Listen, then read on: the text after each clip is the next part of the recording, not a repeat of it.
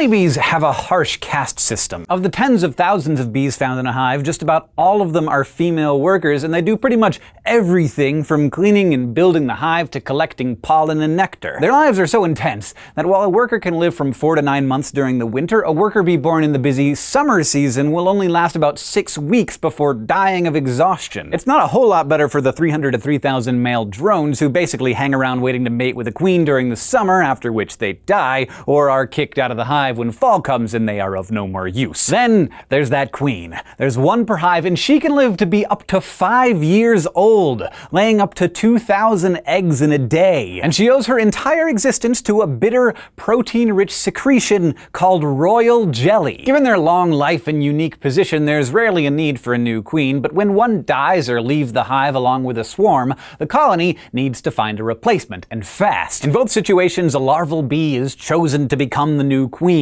The science of how and why this happens isn't entirely settled, but one thing is certain: royal jelly plays a large role. Worker bees produce royal jelly from a gland in their heads called the hypopharynx and feed it to newly hatched honeybee larvae. The milky yellowish substance is made of digested pollen and either honey or nectar. Not only is it high in protein, but royal jelly also has a combination of vitamins, especially vitamin B, plus lipids, sugars, hormones, and minerals including potassium, magnesium, calcium, and iron. This bee superfood also contains acetylcholine, a neurotransmitter also found in humans. It's what nerves use to tell muscles to start or stop movement, and may also contribute to learning. All those nutrients might explain why royal jelly is often marketed as an expensive dietary supplement cure-all, even though studies haven't been able to prove that it does anything too significant for humans. We are, after all, not bees. But for bees, it does a lot, and around day 3 of the royal jelly diet is where things get interesting. Worker bees will choose a few of the larvae and continue to feed them royal jelly, while every other larva is switched to a less nutrient-intensive diet of honey, pollen, and water. As the future queens gorge, the royal jelly triggers other phases of development that workers don't experience,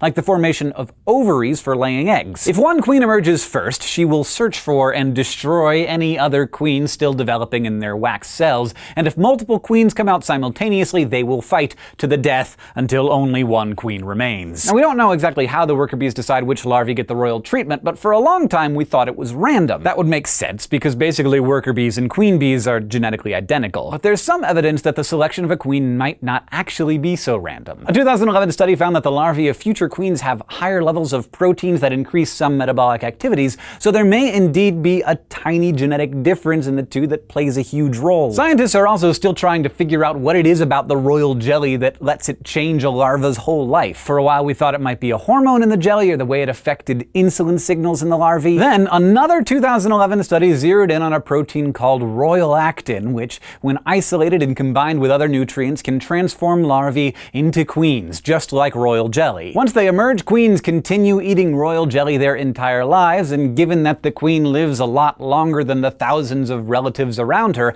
it sounds like a reasonable dietary choice for a royal bee to make. Thank you for watching this SciShow Dose, which was brought to you by our patrons on Patreon. If you want to help support the show, you can go to patreon.com/scishow, and if you want to keep getting smarter with us, just go to youtube.com/scishow and subscribe.